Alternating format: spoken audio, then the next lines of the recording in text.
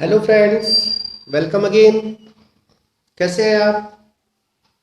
आज मैं आपके लिए टॉपिक 2 की जो रिमेनिंग वीडियो रह गई थी वो लेकर आया हूं, जिसमें आप जो चैप्टर चल रहा था आपका एनपीओ में, आप जो इसमें सीखेंगे remaining part income and expenditure account,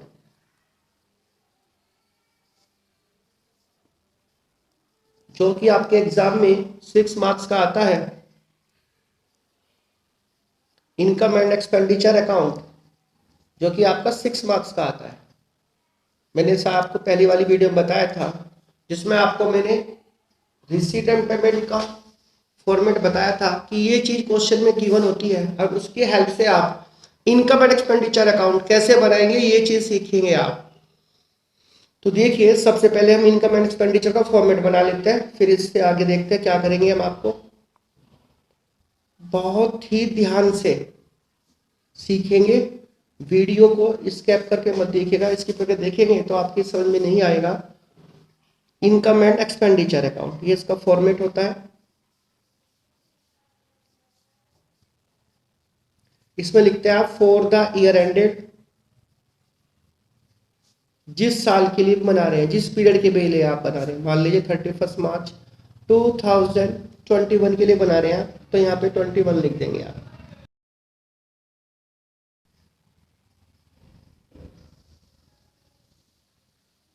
ये इसका फॉर्मेट पता है आपको। ये डेबिट साइड होती है, ये क्रेडिट साइड होती है। इस तरफ एक्सपेंडिचर लिखते हैं, इस तरफ इनकम लिखते हैं।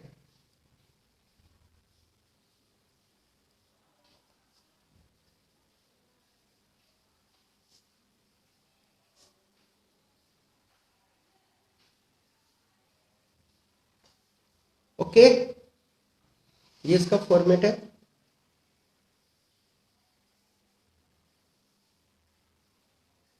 इस फॉर्मेट में हम कौन कौन सी आइटम लिखेंगे, इसके लिए थोड़ा सा एक बार हम आपको थ्योरी बता देते हैं इसकी,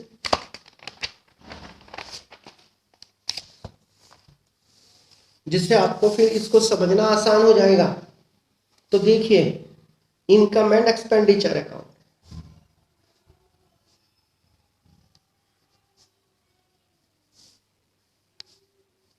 क्या होता है? ये number 1, nominal account. It is a nominal account. ध्यान रखिएगा, 1 मार्क्स में क्वेश्चन आ सकता है कि इनकम एक्सपेंडिचर अकाउंट किस तरह का अकाउंट होता है, तो आप बताएंगे नॉमिनल अकाउंट। ठीक है। दूसरा, इसमें किस तरह की आइटम रिकॉर्ड होती है? Only revenue nature, revenue nature item will be recorded, will be recorded।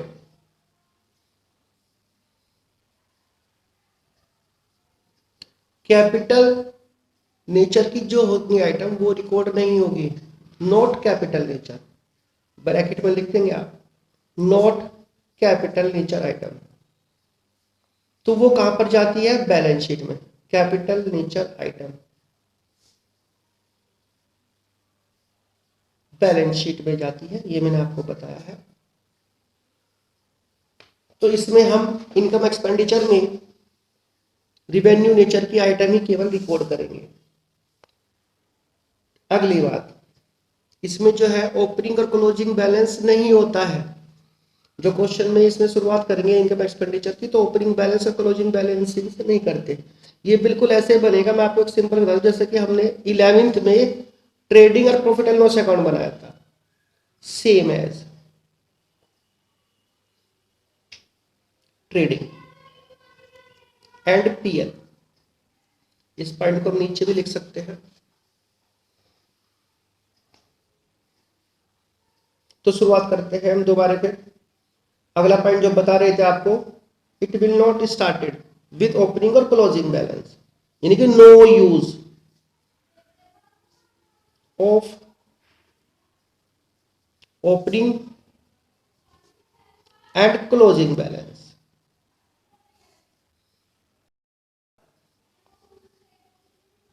अगली बात, इसमें केवल करंट ईयर की आइटम ही रिकॉर्ड होगी, only current year item will be recorded.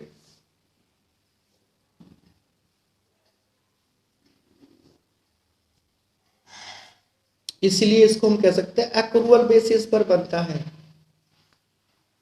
चाहे हमारा पैसा रिसीव हुआ या नहीं हुआ, चाहे हमने पैसे दिए या नहीं दिए, जो हमारी पर्टिकुलर ईयर की है, पर्टिकुलर पीरियड की है, उसी की सारी ट्रांजैक्शंस आइटम रिकॉर्ड होंगी। इसलिए हम इसको क्या कहते हैं, एक्रूअल बेसिस। अगला पॉइंट मैंने आपको ऊपर बताया था अभी, तो यहाँ पर भी लिख सकते हैं इसको आप, जिससे कि आपको ये सीक्वेंस में याद रहे। ये वो जो होता है सिमिलर होता है बिल्कुल किसके, similar to profit and loss account. जैसा आपने 11वीं में सीखा था, बस यहाँ पर हम इसका नाम इनकम एंड एक्सपेंडिचर लिख देते हैं, क्योंकि हमारी जो ये ऑर्गेनाइजेशन है एनपीओ है, यानी कि नॉट फॉर प्रॉफिट, यानी कि जब हमने पहले कह दिया नॉट फॉर प्रॉफिट, तो इस सिचुएशन में हम प्रॉफिट वर्ड तो यूज कर ही नहीं सकते इसके हेडिंग में, पर ये होता उसी तरह से है, similar to profit and loss account is to be prepare. ठीक है, एक पॉइंट और लास्ट में जो हम उस पर निकालते थे नेट प्रॉफिट और नेट लॉस, अब यहाँ पर उसकी जगह हम यहाँ पे क्या लिखेंगे, सरप्लस और डेफिसिट। सरप्लस और डेफिसिट, नेट प्रॉफिट को हम किस में कन्वर्ट कर देंगे, यहाँ पर सरप्लस में, यहाँ पे हम सरप्लस कहेंगे, और वहां पर हमने जो नेट लॉस कहा था हम यहाँ पर क्या कहेंगे, उसको डेफिसिट। ठीक है, ये हमें कुछ पॉइंट ध्यान में रखना है। एक बार हम फिर देखते हैं, इनकम एक्सपेंडिचर अकाउंट कैसे अकाउंट होता है, नॉमिनल अकाउंट होता है। अगले पॉइंट में हमने क्या बताया, इसमें केवल रिवेन्यू आइटम ही रिकॉर्ड होंगी, कैपिटल आइटम रिकॉर्ड नहीं होगी, क्योंकि वे तो मेरी कहां पर जाती है, बैलेंस शीट में जाती है। कोई भी यूज नहीं होगा ओपनिंग और क्लोजिंग बैलेंस का। ठीक है, इसमें केवल करंट ईयर की आइटम ही रिकॉर्ड होगी, इसलिए इसे हम क्या कहते हैं, एक्रूअल बेसिस पर बनाते हैं। और ये बिल्कुल सेम किसकी तरह बनता है, similar to profit and loss account की तरह। नेट प्रॉफिट को हम यहाँ पर क्या कहेंगे, सरप्लस कहेंगे, और नेट लॉस को क्या कहेंगे, यहाँ पर हम डेफिसिट कहेंगे। ठीक है बच्चों, आइए अब हम आपको जो पीछे हमने फॉर्मेट बनवाया था इनकम एंड एक्सपेंडिचर का, इसमें हम कौन कौन से आइटम किस तरह से लिखेंगे इसके बारे में बात करेंगे। हमने आपको बताया था ये जो इनकम एक्सपेंडिचर अकाउंट है किसकी हेल्प से बनता है, रिसीट एंड पेमेंट की हेल्प से, रिसीप्ट एंड पेमेंट की हेल्प से।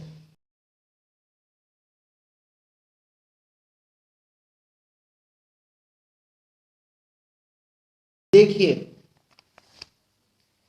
ये receipt and payment account, income expenditure को अच्छे से समझने के लिए इससे पहले वाली वीडियो जिसमें मैंने आपको रिसीट एंड पेमेंट अकाउंट के बारे में बताया था, आप उसको देख लेंगे, फिर आपको ये अच्छे समझ में आ जाएगा। ये रिसिप्ट साइड है, पैसा कहाँ से आ रहा है इसके बारे में इसमें लिखा हुआ होता है। शुरुआत इससे ओपनिंग बैलेंस से होती है, फिर हमने इसमें रिवेन्यू आइटम से, वे आइटम जिसमें हमें पैसा रिसीव हो रहा है, रिवेन्यू आइटम को लिखा था सीक्वेंस में। फिर इसके बाद हमने आपको कैपिटल आइटम के बारे में बताया था, ये सारी कैपिटल आइटम थी। इसी तरह से मेरी इधर साइड में पेमेंट साइड है, पेमेंट साइड में पैसा जो जा रहा है वो नोट करते हैं। रिवेन्यू आइटम की मैंने आइटम एक जगह लिख दी थी, और देखिए इसके अगले पेज पर ये सारी रिवेन्यू आइटम है, फिर इसके नीचे मैंने कैपिटल आइटम को नोट किया था। ठीक है, तो मैंने अभी अभी आपको बताया इसके बारे में कि केवल रिवेन्यू नेचर की आइटम इसमें रिकॉर्ड होंगी, कैपिटल नेचर की आइटम रिकॉर्ड नहीं होगी। तो रिवेन्यू नेचर की जो आइटम है जिससे मुझे पैसा रिसीव हुआ है वन बाय वन सीक्वेंस में सारी इधर लिख देंगे, जिसमें हमारा पैसा जा रहा है, जो खर्चा है वो सारी हम इधर लिख देंगे, और लास्ट में जो हम क्या करेंगे डिफरेंस निकाल देंगे, इधर बचेगा तो हम क्या कहेंगे सरप्लस, इधर बचेगा तो हम क्या कहेंगे डेफिसिट। तो वन बाय वन सीक्वेंस में जो उसमें लिखी हुई है वो सारी आइटम इनकम साइड में नोट करते हैं। तो देखिए आपने इससे पहली वाली वीडियो की हेल्प से बना रखा होगा, तो मैं इसमें सीक्वेंस में नोट करना शुरू कर रहा हूँ, आप ध्यान से देखिएगा, पीछे से देखकर देखते रहिएगा कि क्या मैं लिखवा रहा हूँ क्या नहीं लिखवा रहा हूँ। तो सबसे पहले हम यहाँ पर इनकम साइड को नोट करते हैं। इनकम साइड में जो पहली आइटम है सब्सक्रिप्शन, बाय सब्सक्रिप्शन, इसमें कुछ एडजस्टमेंट भी होती है, एडजस्टमेंट में इसके बाद बताऊंगा। बस आपको सबसे पहले आइटम कौन सी आइटम किधर उठा के रख दी है ये रखना है, ये सीखना है। तो सबसे पहले मैंने सब्सक्रिप्शन लिख दिया, इसमें प्लस माइनस जो होगा, कोई भी क्वेश्चन ऐसा नहीं होगा जो एग्जाम में आएगा जिसमें आपकी एडजस्टमेंट ना हो, ठीक है। तो इसकी आइटम हम यहाँ पे लिख देंगे, एडजस्टमेंट के बारे में मैंने आपको बताया अभी कि बाद में बताते हैं। इसके बाद अगला नंबर है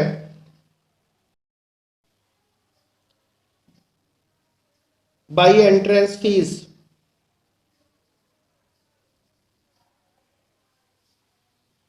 इसके बाद डोनेशन, डोनेशन, लोकर रेंट, ये सभी रिवेन्यू आइटम है, सभी मेरी इनकम है। लोकर rent,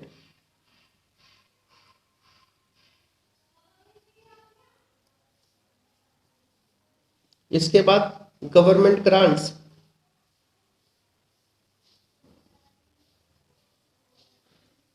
cell of old newspaper,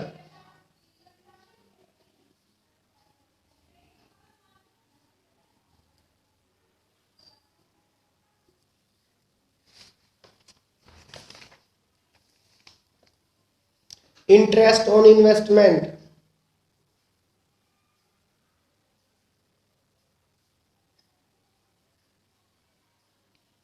rent received,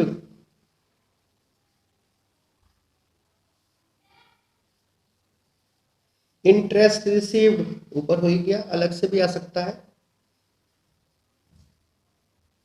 एक क्वेश्चन में दो इंटरेस्ट हो सकते हैं। इंटरटेनमेंट,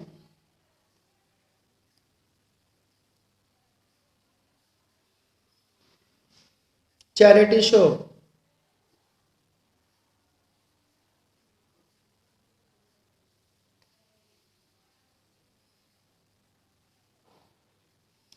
कोई और मिसलेनियस रिसिप्ट होगी तो वो,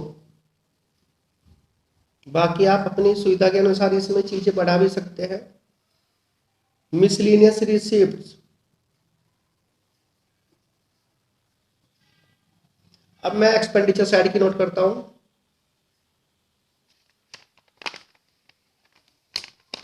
आप अपनी कॉपी खोल के रखिएगा जिसमें मैंने आपको रिसीट एंड पेमेंट के बारे में बताया था, आपने उसकी नोट्स अच्छे से बनाए हुए होंगे तो वहां से देखते रहिएगा। तो शुरुआत करते हैं, मैंने जो आपको लिखवाया था सबसे पहले सैलरी लिखवाया था,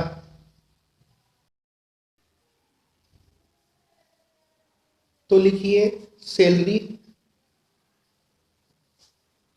ये सारे मेरे एक्सपेंडिचर हैं। रेंट,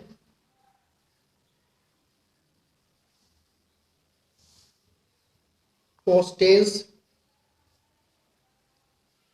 जो भी दिया होगा सबको सीक्वेंस में इधर से नोट कर लेंगे आप इधर। एडवर्टाइजमेंट,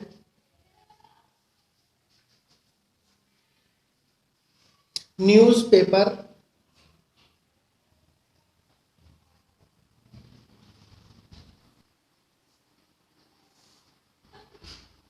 रिपेयर,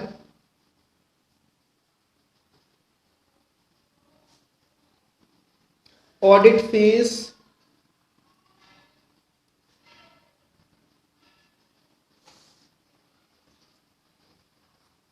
इंटरटेनमेंट एक्सपेंसेस,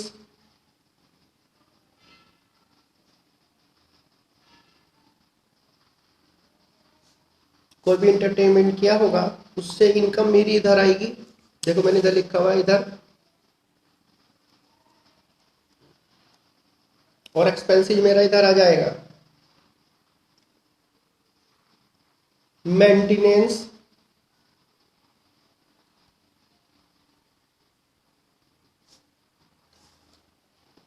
इसके बाद आप देखते रहिएगा अपनी कॉपी में मैंने क्या लिखवा रखा, देखो सीक्वेंस में वहीं से उठा के मैंने आपको कितने अच्छे तरीके से बिल्कुल सिंपल तरीके से प्रैक्टिस करवाई है कि जो चीज आपको दी हुई है उससे आप इसको कैसे बनाएंगे। तो अगला नंबर मैंने वहां पे लिखा हुआ है इंश्योरेंस का।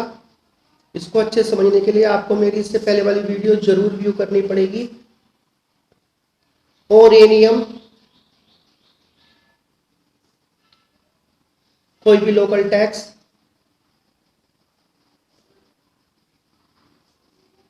ऑफिस एक्सपेंसेस,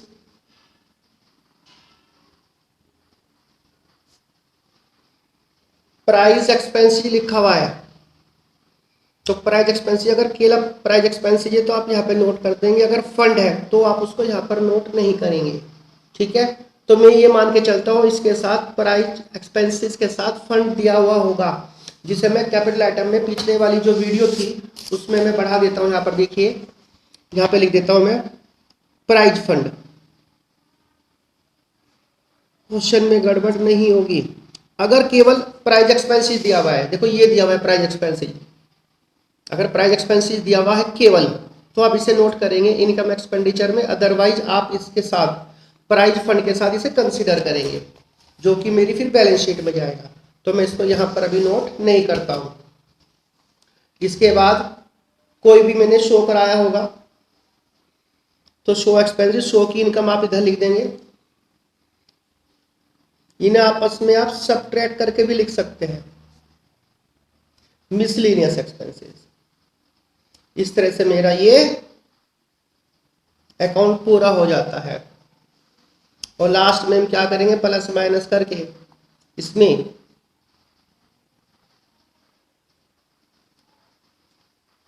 नेट प्रॉफिट या नेट लॉस निकाल लेंगे, जिसका मैंने नाम क्या बताया था, इधर नेट प्रॉफिट का नाम क्या बताया, सरप्लस। तो आप यहां पर सरप्लस लिख लेंगे। जब हमारी इनकम ज्यादा होगी, excess of income over expenditure, तो आप यहां पर क्या शो करेंगे, सरप्लस। वाइस वर्सा में आप यहां पे क्या लिखेंगे, बाय डेफिसिट। ठीक है बच्चों, अब मैं आपको इसमें आने वाली एडजस्टमेंट के बारे में बताता हूं, देखिएगा बहुत ध्यान से।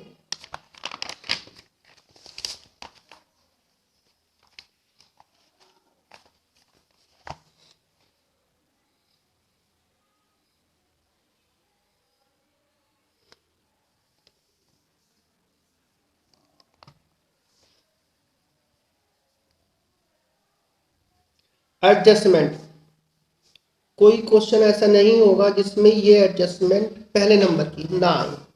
उस एडजस्टमेंट का नाम है सब्सक्रिप्शन।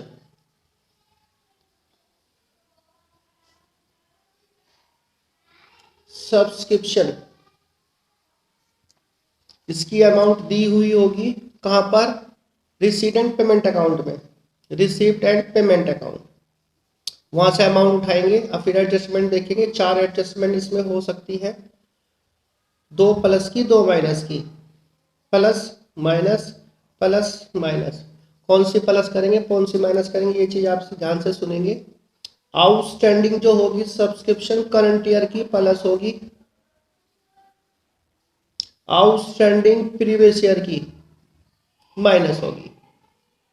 इसी तरह से एडवांस प्रीवियस ईयर का प्लस होगा, एडवांस करंट ईयर का माइनस होगा।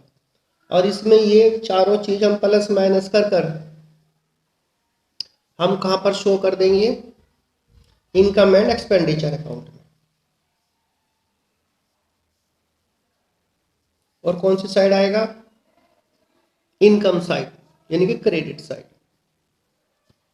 ठीक है, सेम पैटर्न पर हमारी जो होती है एक्सपेंसेस से रिलेटेड होती है, ध्यान दीजिएगा। बिल्कुल सेम वही चारों चीज जो मैंने प्लस माइनस की, देखो वही चीज हम इसमें करेंगे। कोई भी एक्सपेंसेस हो, इसकी वैल्यू भी आप कहां से उठाएंगे, बिल्कुल सेम इसी तरह से, सेम रिसीट एंड पेमेंट में गिवन होगी। अब इसी तरह से चारों चीज प्लस माइनस आउटस्टैंडिंग क्या लिखा मैंने यहाँ पर, करंट ईयर, तो वही यहाँ पे ध्यान रखेंगे आप, इसी से याद हो जाएगी ये। आउटस्टैंडिंग मैंने यहाँ पे क्या लिखा, प्रीवियस ईयर, तो लिख दीजिए प्रीवियस ईयर। मैंने यहाँ पे क्या लिखा, एडवांस, बस यहाँ पर आप प्रीपेड लिख देंगे, प्रीवियस ईयर। इसी तरह से प्रीपेड, करंट ईयर, सेम है, देखे है ना, बिल्कुल सेम।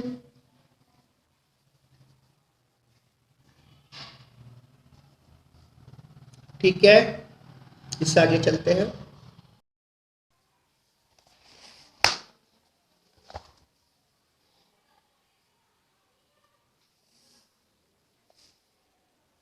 थर्ड नंबर जो है आपकी एडजस्टमेंट आएगी, डेप्रिसिएशन की होगी।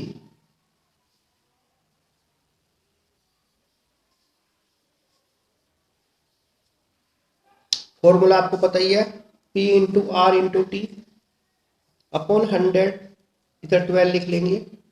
ध्यान रखिएगा इसमें टाइम फैक्टर, कभी कभी किसी एसेट्स को ये middle of the year purchase करता है या कोई डेट दी हुई होती है, तो उसको यहाँ पर आप टाइम पीरियड देखकर साल के आखिरी तक वो यहाँ पर टाइम पीरियड रखकर तब आप डेप्रिसिएशन निकाल कर लिखेंगे। ठीक है, कभी कभी इसकी जगह एक पर्टिकुलर एसेट्स का ओपनिंग बैलेंस दिया होता है, कितनी मैंने खरीदी वो दी हुई होती है, यानी कि न्यू परचेज, वो प्लस कर लेंगे। कितनी आपने सेल की है उसकी कॉस्ट, यानी कि book value, book value, opening plus purchase, sale की बुक वैल्यू। ठीक है, और लास्ट में जो क्लोजिंग बैलेंस भी दिया हुआ होगा उसी एसेट्स का, इनको लिखकर जो अमाउंट बचेगी वो मेरा क्या कहलाएगा, डेप्रिसिएशन। क्लियर। अगली एडजस्टमेंट फोर्थ नंबर की, इंटरेस्ट की, ओन इन्वेस्टमेंट।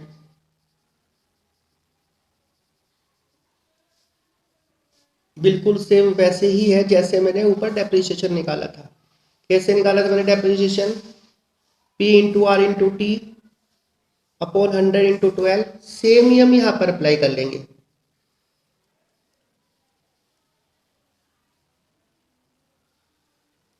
यहाँ पर भी ध्यान रखने वाली बात है टाइम, कभी कभी जो ये इन्वेस्टमेंट है उसके साथ डेट दे देता है। इसका मतलब ये होता है कि हमने उस डेट में पैसा इन्वेस्ट किया, तो वहां से लेके साल के आखिरी तक हम क्या करेंगे, टाइम को कंसीडर कर कर तब निकालेंगे। ठीक है, इस तरह से ये एडजस्टमेंट जिस आइटम से रिलेटेड होगी उसके साथ प्लस माइनस करके आप उसकी आइटम को इनकम एंड एक्सपेंडिचर में यहां पर लिख देंगे। तो मैंने सब्सक्रिप्शन की आपको पीछे एडजस्टमेंट बताई, कोई भी एक्सपेंसेज हो, कोई अदर इनकम हो, जैसे कि मेरा ये इंटरेस्ट है, डेप्रिसिएशन जैसे मैंने अभी निकाला है, तो उस डेप्रिसिएशन को कहां पे शो कर देंगे, आप यहां पर शो कर देंगे। ठीक है, एक चीज और बता देते हैं आपको, जब किसी एसेट्स को परचेज और सेल्स करते हैं तो परचेज के वक्त तो हम प्रॉफिट लॉस निकालते नहीं, पर कभी हम सेल करते हैं और उसकी बुक वैल्यू दी हुई होती है, बुक वैल्यू और सेल वैल्यू का डिफरेंस हम क्या करेंगे, कंसिडर करेंगे प्रॉफिट और लॉस। तो प्रॉफिट और लॉस हम यहाँ पर जरूर शो करेंगे उस पर्टिकुलर एसेट्स का। अगर उसको बेचने से बुक वैल्यू से अगर ज़्यादा बिकती है तो प्रॉफिट होगा, उसको हम यहाँ पर शो करेंगे profit on sale of assets. और जो लॉस हुआ तो हम यहाँ पर शो करेंगे loss on sale of assets. इस सिचुएशन में बुक वैल्यू ज्यादा होगी माइनस सेल वैल्यू, इस सिचुएशन में सेल वैल्यू ज्यादा होगी, बुक वैल्यू कम होगी। इस तरह से बच्चों मेरे 6 नंबर का टॉपिक पूरा होता है इनकम एंड एक्सपेंडिचर अकाउंट का। इससे पहले मैंने आपको 3 मार्क्स का टॉपिक पूरा कराया था। इस टॉपिक में कोई भी प्रॉब्लम होगी तो आप कमेंट्स बॉक्स में जरूर लिखिएगा, और इस वीडियो को लाइक शेयर करना बिल्कुल ना भूलें, सब्सक्राइब करना ना भूलें, और बेल आइकन को जरूर प्रेस कीजिए जिससे कि आपको नई वीडियो की नोटिफिकेशन मिलती रहे। ठीक है, मिलते हैं बच्चों, थैंक यू।